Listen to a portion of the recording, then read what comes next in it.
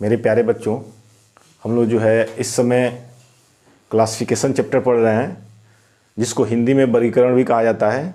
और रीजनिंग के अंतर्गत ये जो है चैप्टर आता है। इसके पहले जो हमने पढ़ा था, ठीक उसके आगे जो है यहाँ पर क्वेश्चन 12 से दिया गया है। इसको आप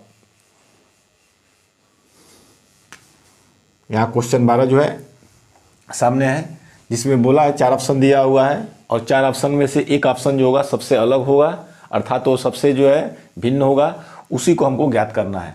तो आप क्वेश्चन में देख रहे हैं कि ए ऑप्शन दिया हुआ है जस्ता, बी ऑप्शन दिया हुआ है पीतल, और सी ऑप्शन दिया हुआ है टीन, और डी ऑप्शन दिया है लोहा। इसमें सबसे भिन्न कौन है? तो अगर आप ध्यान से देखेंगे तो आप देख रहे हैं जस्ता जो है एक प्रकार का धातु है, टीन भी एक प्रकार का धातु है, लोहा भी एक प्रकार की धातु है। लेकिन जो पीतल है ये धातु नहीं है। पीतल जो होता है कई धातुओं को मिलाकर बनाया जाता है, इसलिए इसको मिश्र धातु कहा जाता है। आप हाई स्कूल में पढ़ेंगे मिश्र धातु साइंस में, तो पीतल जो है मिश्र धातु होता है। तो ये जो है पीतल जो है सबसे अलग है, अर्थात इन तीनों से अलग है। जस्ता, टीन, लोहा धातु है और पीतल जो है मिश्र धातु है, इसलिए पीतल जो है सबसे भिन्न है। उसके बाद अगला क्वेश्चन है। इस क्वेश्चन को भी आप ध्यान से देखेंगे तो बहुत ही आसान तरीके से इसको आप बता सकते हैं। क्वेश्चन में बोला है हाइड्रोजन, पारा, ऑक्सीजन, ओजोन, इस 4 शब्द दिए गए हैं और इन 4 शब्दों में से सबसे अलग कौन है ये आपको बताना है। तो थोड़ा सा अगर आप इन चारों शब्दों पर विचार करेंगे तो आप पाएंगे कि हाइड्रोजन भी गैस है, ऑक्सीजन भी गैस है, ओजोन भी गैस है, लेकिन पारा जो है गैस नहीं है, ये लिक्विड होता है, अर्थात ये द्रव के रूप में पाया जाता है। और द्रव के रूप में पाया जाने वाला एकमात्र ये जो है धातु भी होता है। तो पारा धातु है जो लिक्विड रूप में पाया जाता है, जो द्रव रूप में पाया जाता है, इसलिए पारा सबसे अलग है। पुनः एक बार देख लीजिए, हाइड्रोजन गैस है, ऑक्सीजन गैस है, ओजोन गैस है, जबकि पारा जो है धातु है और यह लिक्विड रूप में पाया जाता है। क्वेश्चन जो है आप 14 देख रहे हैं, इसमें 4 शब्द दिया गया है, जुलाहा, धागा, कपड़ा और कपास। इन 4 शब्दों को ध्यान से देखने पर आप इसमें देखेंगे कि एक शब्द जो है सबसे भिन्न है, उसको आप ध्यान से देखिए तो मालूम हो जाएगा कि कौन इसमें सबसे भिन्न है। तो इसको ध्यान से देखने पर मालूम चलता है कि कपास, कपड़ा और धागा, इन तीनों को मिला करके जुलाहा जो है वस्त्रों का निर्माण करता है, अर्थात किसी प्रकार के विशेष प्रकार के पोशाक का निर्माण करता है। तो ये जो जुलाहा है ये जो है सबसे भिन्न है। भिन्न इसलिए है कि ये धागा, कपड़ा, कपास तीनों एक ही कैटेगरी के हैं, एक ही तरह के हैं। तो जुलाहा जो होता है धागा, कपड़ा और कपास को लेकर के वस्त्रों का अर्थात पोशाकों का निर्माण करता है, इसलिए जुलाहा जो है सबसे अलग है। और यहाँ से भी मालूम चल रहा है धागा, कपड़ा, कपास निर्जीव वस्तुएं हैं और जुलाहा जो होगा जो पोशाक को बनाने वाला होगा वो जो होगा सजीव होगा।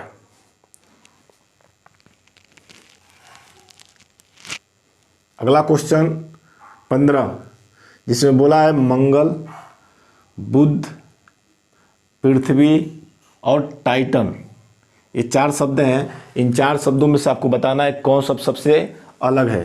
तो आप देख रहे हैं इसमें मंगल के बारे में आप जानते हैं, मंगल जो है एक प्रकार का ग्रह है, बुध भी एक प्रकार का ग्रह है, पृथ्वी भी एक प्रकार का ग्रह है। लेकिन जो टाइटन है यह ग्रह की श्रेणी में नहीं आता। टाइटन जो होगा वह एक प्रकार का उपग्रह होता है, इसलिए इसमें जो है सबसे भिन्न जो है टाइटन है। अगला क्वेश्चन जो यहाँ पर है 16 नंबर का क्वेश्चन जो है, इसमें बोला है ए में बोला है सर्प, बी में बोला है कछुआ, और सी में बोला है छिपकली, और डी में बोला है मेढक। ये 4 शब्द हैं और आपको बताना है कि इसमें सबसे भिन्न शब्द कौन है।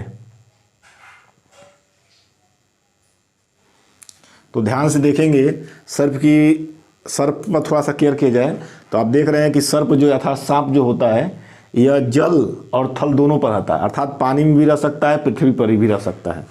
कछुआ जो है ये भी जो है पानी में और पृथ्वी दोनों पर रह सकता है। और मेढक जो है यह पानी और पृथ्वी दोनों पर रह सकता है।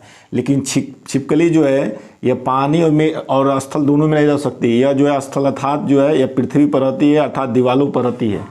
तो ये जो है छिपकली जो होगी इन तीनों से भिन्न होगी, क्योंकि ये भी जल और जल में थल में दोनों में रह सकता है। कछुआ भी जल थल दोनों में रह सकता है, मेढक जल और थल दोनों में रह सकता है, जबकि छिपकली जल और थल दोनों में नहीं रह सकती। केवल ये जो है थल में अर्थात पृथ्वी पर या दीवार पर पाई जाती है या रह सकती है। पानी में जाएगी तो मर सकती है, इसलिए ये सबसे भिन्न है। उसके बाद क्वेश्चन 17, पुनः वही बात, 4 शब्द को ध्यान से देखिए। ब्रोमीन, पारा, चांदी, तांबा। इन 4 शब्दों को ध्यान से देखने के बाद एक शब्द होगा जो सबसे भिन्न होगा।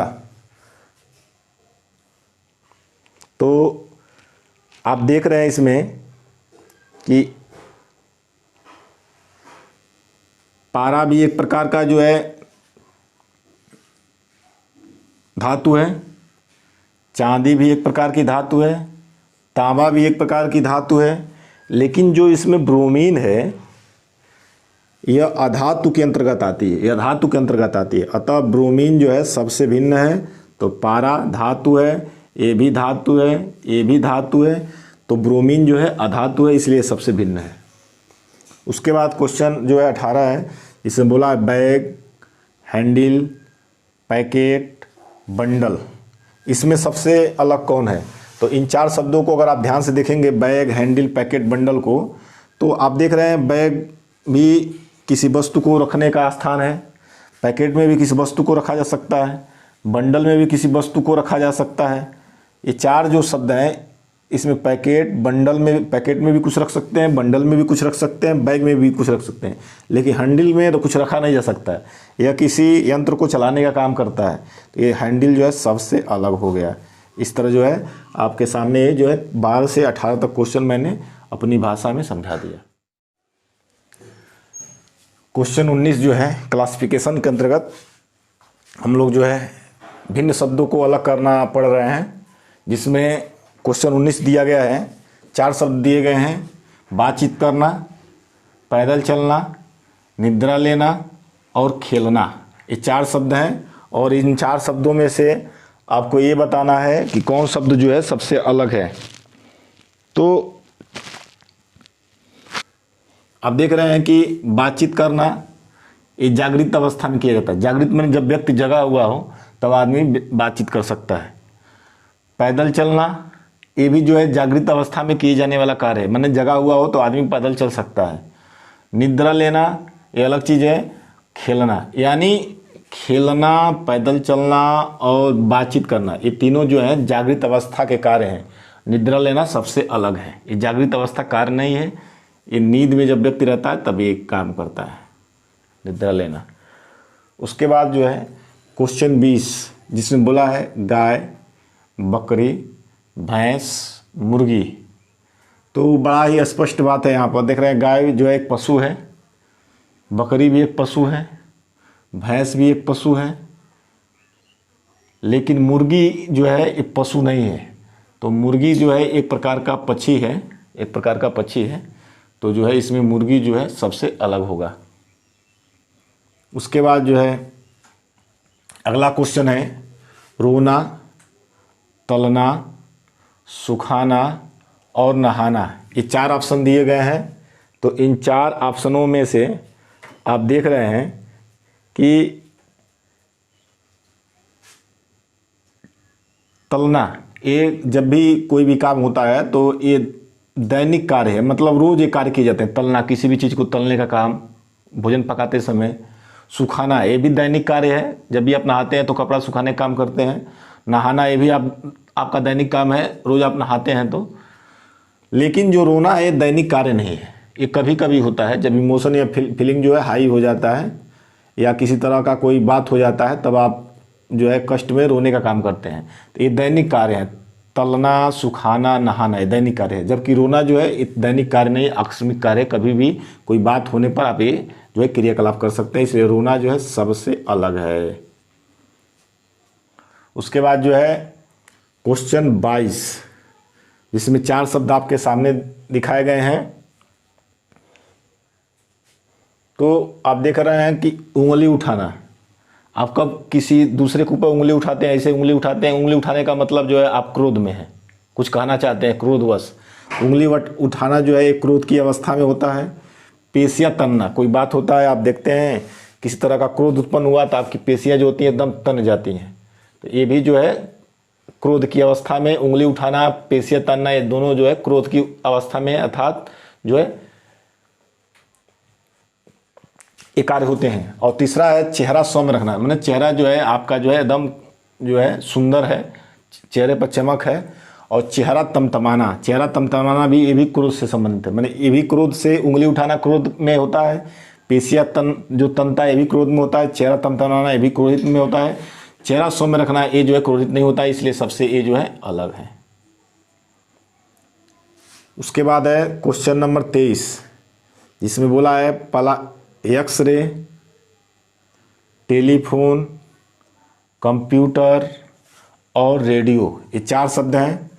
अब 4 शब्दों में देख रहे हैं कि ये जो टेलीफोन है ये वाद्य यंत्र है, वाद्य यंत्र मैं कह रहा हूँ, ये दूर संचारी यंत्र है, किसी बात को एक स्थान से दूसरे स्थान पर पहुँचाने के लिए जो है टेलीफोन का यूज किया जाता है।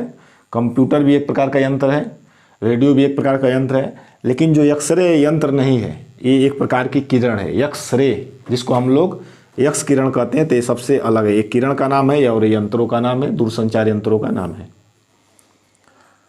क्वेश्चन 24 दिया हुआ है अनाज, गेहूं, ज्वार और बाजरा, ये 4 जो है आप देख रहे हैं यहाँ पर शब्द दिए गए हैं, और इसमें सबसे भिन्न शब्द आपको बताना है।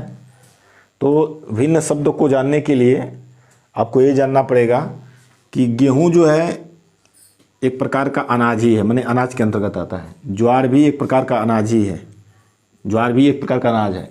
बाजरा भी एक प्रकार का अनाज है, मतलब ये तीनों अनाज की श्रेणी में आते हैं, और ये अनाज सबसे अलग होगा क्योंकि इसी के अंदर ये तीनों लोग आते हैं। माने ये जो है मेन है, अनाज जो है मेन है, मुख्य है, और इसी के अंदर ये 3 लोग आते हैं। तो मुख्य का मतलब मुखिया ये है, इसलिए सबसे अलग है अनाज, क्योंकि इसी के अंदर ये 3 लोग इसके बेटे हैं। मान के चलो गेहूं, ज्वार, बाजरा जो है अनाज के बेटे हैं, मतलब अनाज के अंतर्गत ही आते हैं, इसलिए सबसे अलग हो गए। चौथा जो है क्वेश्चन जो है 25 आप देख रहे हैं। तो क्वेश्चन 25 में आप देख रहे हैं